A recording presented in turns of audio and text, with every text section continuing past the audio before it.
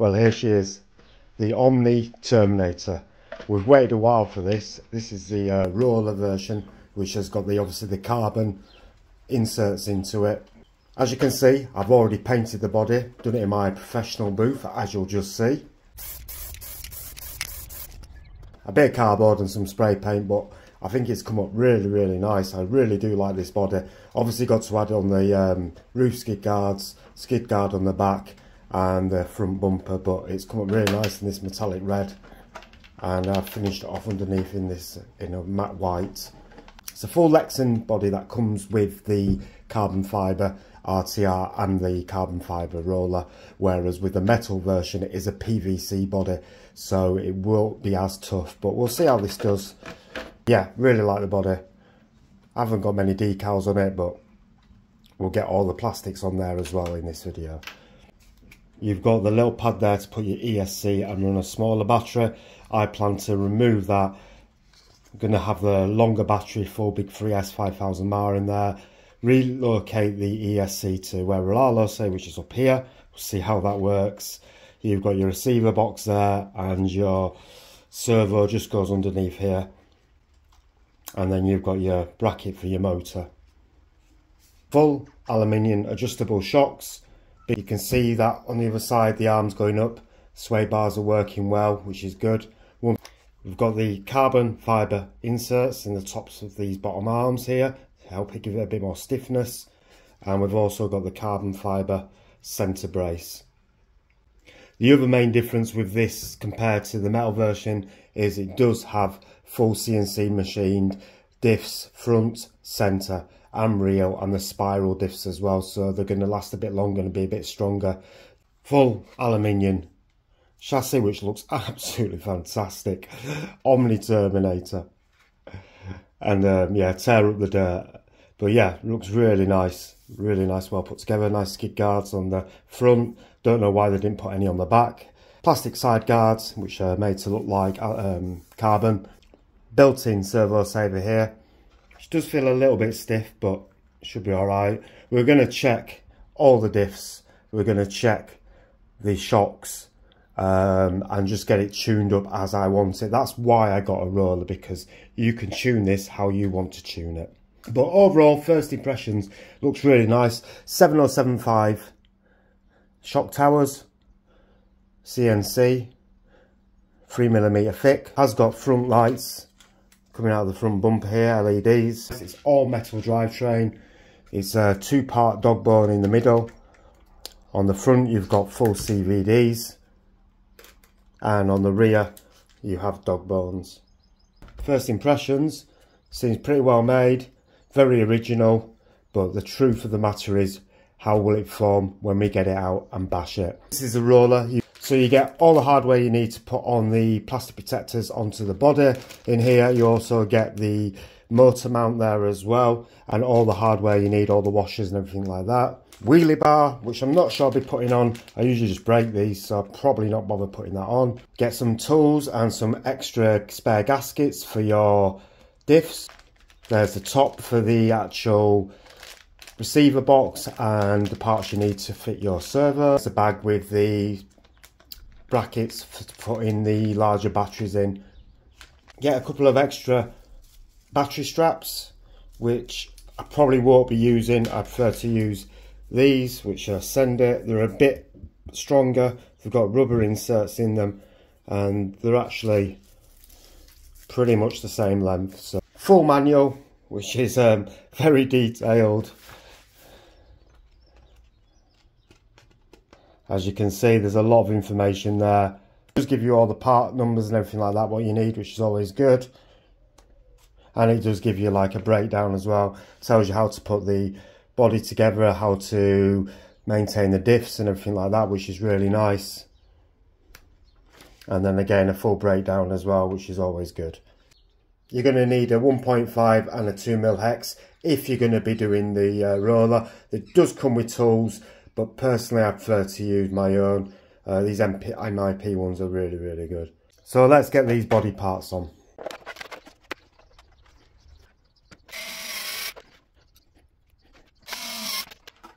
Make sure we put this on the right way.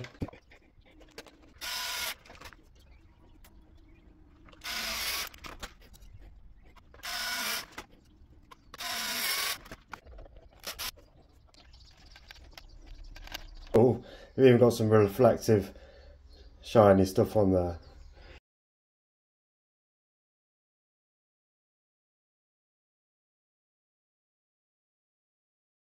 And there we go, little wing mirrors. So there we are, the body all done. Looks pretty cool. Might add a few more stickers on, might not. I'm not a big sticker guy, but got some protection there. And it looks pretty awesome, to be fair. Tyres are pretty cool, actually. They're a medium compound, I'd say. They've got nice thick sponges in there as well. They're vented from the inside, which some people won't like. But the grip feels alright, to be totally honest with you. It's quite a nice soft grip, but we'll see how they run. But yeah, not bad tyres at all. Thing to do, we're just going to check these shocks. See how much fluid they've got in them. I'll do one on video, then I'll do the other 3 off.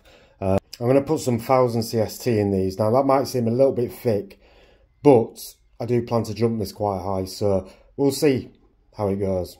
One other thing to note with the suspension as well is the droop's quite low, so I'm probably going to adjust the droop screw slightly just to bring these arms up slightly.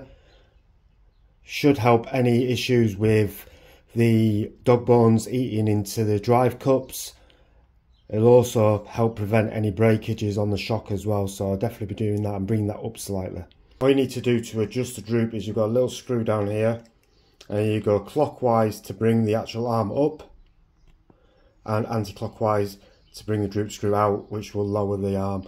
So I'm wanting less droop, so I'm going to be doing it clockwise, probably just about 2 turns on each arm.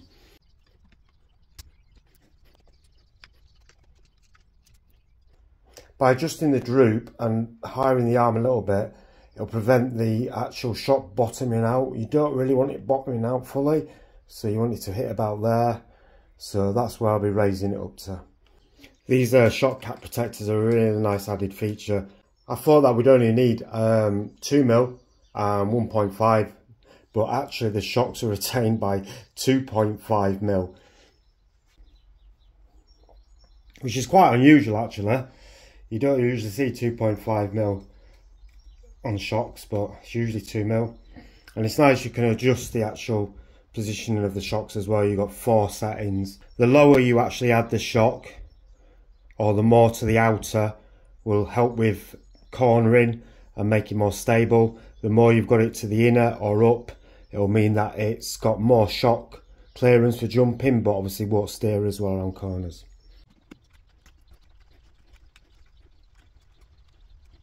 Proper standoffs would have been nice. Obviously they've just gone for a direct screw through, which is easy to replace, but full standoffs would have been nice.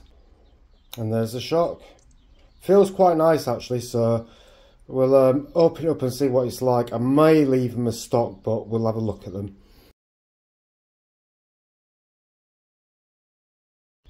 Having checked these, they are actually pretty well full. I've just topped it up with 1000. I'm going to do all the 3, so I've not poured out what's in there. I've just topped them up. There was about that much, so I've topped them up with 1000 CST. Just be a word of warning, as you can see, I've kind of like scratched the aluminium on this one, taking it off. I can't find my actual shock pliers anywhere, so if you've got any shock pliers, definitely use them. I'll be very careful because these caps are on extremely tightly. But yeah, it feels a little bit stiffer now. It's got a little bit more resistance, but pretty well set up actually. Pretty impressed with that. There we go, all springs back on now. Took about 20 minutes to get them all done. Definitely worth checking out, making sure you're happy with the spring rate and everything like that. They're a little bit stiffer than they were, but every one of them had decent amount of fluid in it, so which is pretty damn good. Even with more expensive RCs, you find sometimes that, you know, you're lacking oil. Right, I think the first thing to do then is get this centre diff out, and let's check that out and see what we're playing with. So to get the centre diff out, I'm presuming it's these screws here and here, and then these 2 screws need to come out as well, this bit here. So let's see how we get on.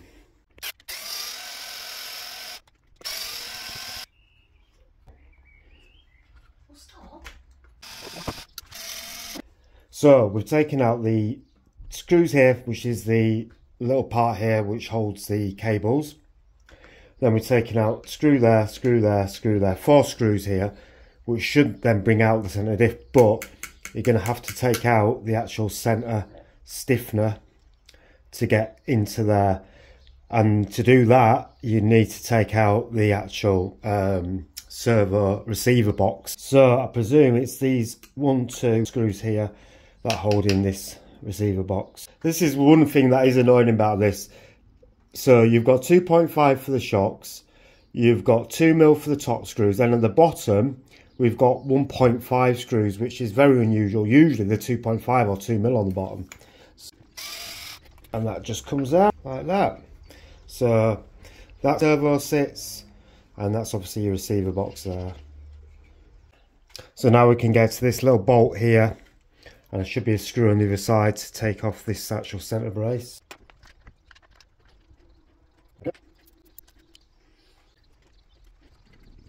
And then they just slide out like so.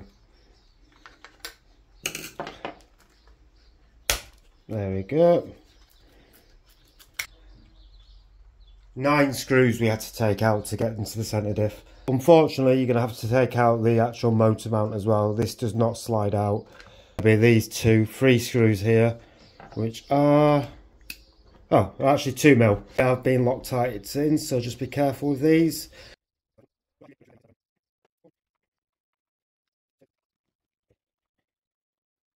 And now we can get that out. There we go. So that's the centre diff there. Yeah, it feels quite loose, to be totally honest with you. So definitely going to be putting some thicker fluid in there. Go back to 1.5.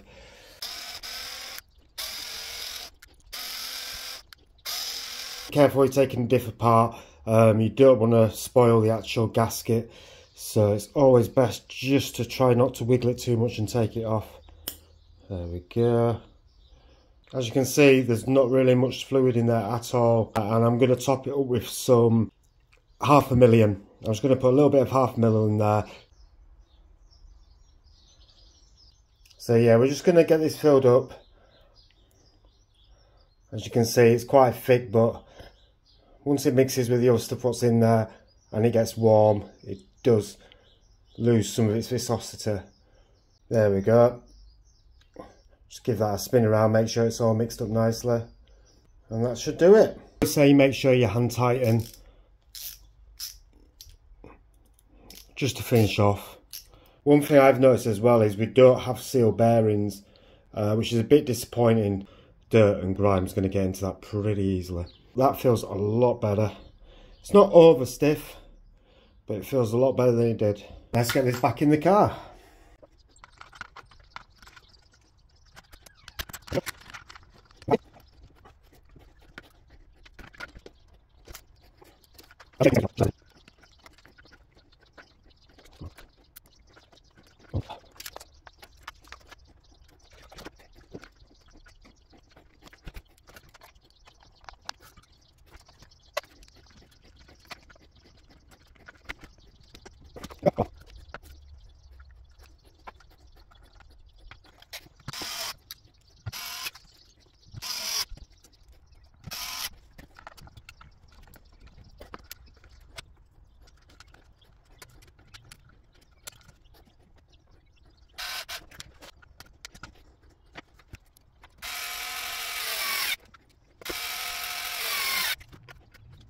Final thing you need to do is check these front and rear diffs, which on the packaging makes it sound really easy.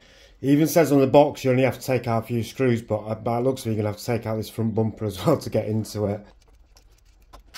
So yeah, you're going to have to take off the skid guard as well from the bottom.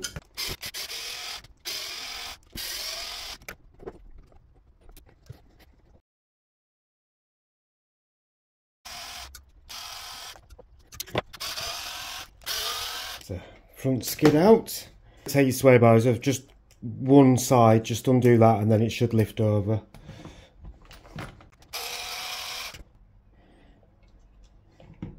As you can see, I've taken the suspension off just to make it easier to get into here and to get this out, and I could remove the sway bar completely then from one side. So I've taken these 2 screws out of here, and this should, in theory, just pop out. There we go, and that's the diff cover. But it's quite a lot of screws.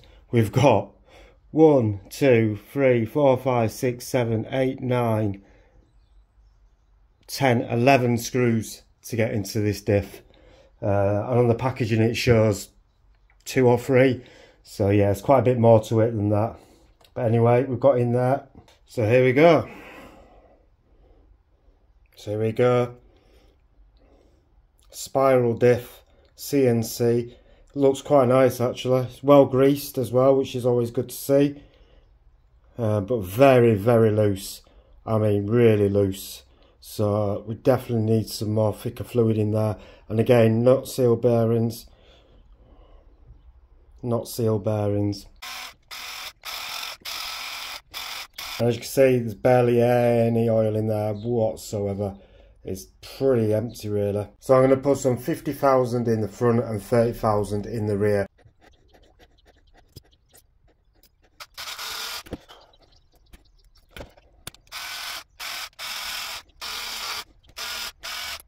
So replace these 2 screws here with 2mm rather than 1.5 because taking one of them out with an MIP driver stripped it, so I've had to cut across and screw it out. Yeah, that's what's happened.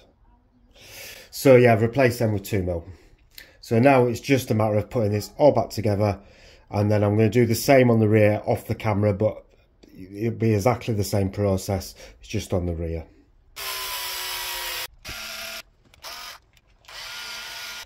There we go, shock's done, diff's all done, 30,000, half a mil mixed with what already was in there, and 50,000 in the front. Shocks, obviously I've topped up with 1,000 CST, but obviously they already had some in there as well. So the next job is to take out this battery tray, stick in the new battery tray, and then we're going to fit the motor ESC. Well, she's together. Obviously ESC, use zip ties to put that on the top like they tell you to. Motor went in absolutely fine. Receiver box has gone in there fine. Nowhere to put the on and off button, so I've stuck it to the top of here. It's a bit of an abomination actually, but it's all in there and it's all secure. The battery just more or less fits in. I'm going to give you my final thoughts after I've run it, to be totally honest with you. There's a few things that I'm not very happy about. There's a few things that I absolutely love. The 1.5mm screws are doing my absolute head in, I'll be honest. They're a pain in the backside. Absolute pain. But, you know, there's some good things about it as well. I'm going to get these tyres on. I'll just show you it speeding up, that it's all working. And then we'll take it out for a blast at the BMX track, I think.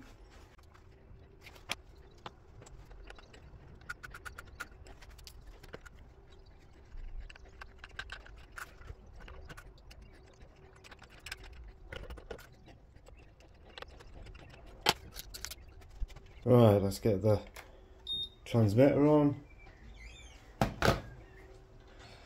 Don't go bang. And then, oh, she got lights. Forgot we had lights. Steering, very quick.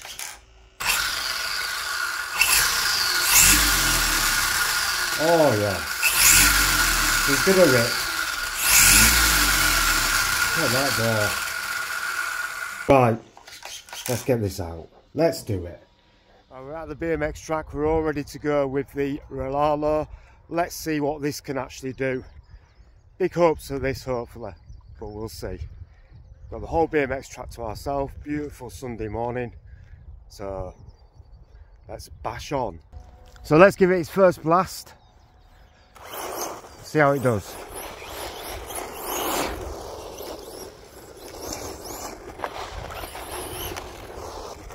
I'll tell you what, traction control is really good actually. I haven't got LVC or anything like that on this. I don't like those kind of helpers, I like it just to run it. But it's got some zip to it. Let's try it out, let's see how it takes this jump. Oh, nice air control there. Oh, nice. Oh, so nice. It's hard to explain, but it feels like a bigger car. Whoa!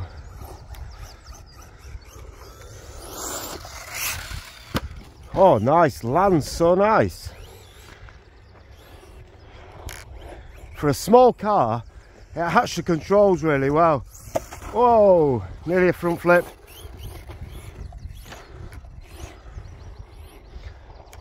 Let's try that again, let's try front flip. Oh, nearly. Well, first impressions are really good. Handles so well for a small car. Feels like a bigger car, really does.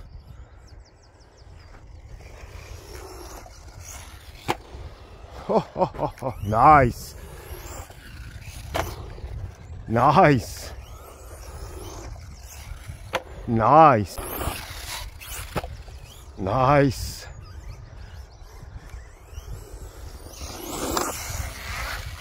Oh, backflip. Oh, we landed as well. This thing's awesome. Ha, handles so well.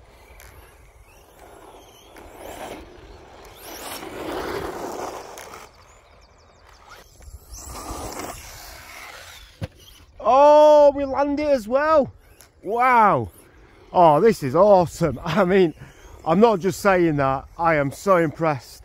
It was a nightmare working on this car, but it runs absolutely beautifully.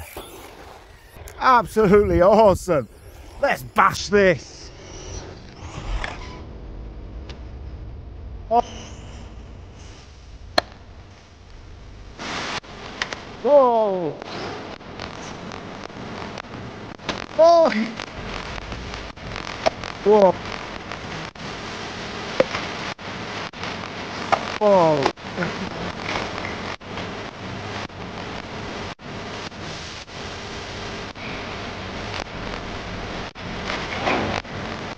Oh.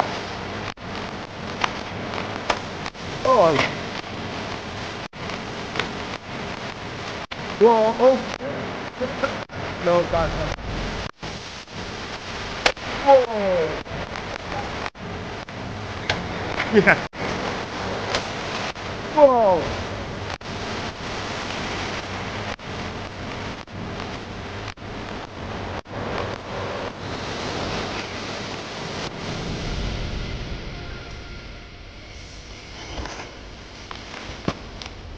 Oh, come on.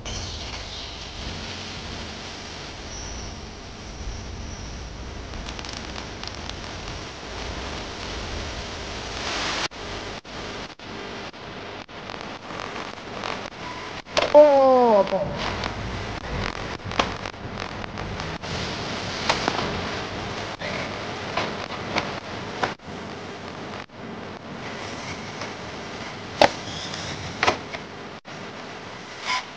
oh.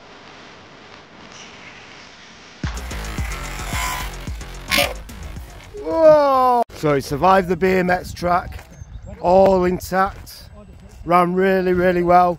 Next challenge is the skate park. The only bit of damage is a little bit of a crack to the body, which is just here. Nothing to worry about. Landed it quite heavily on the roof a few times, but awesome little buggy. Well, it survived, kind of.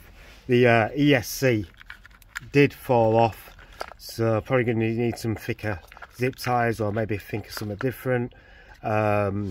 Also bent a front standoff as well, and the shock feels like the piston's gone or it's lost its oil.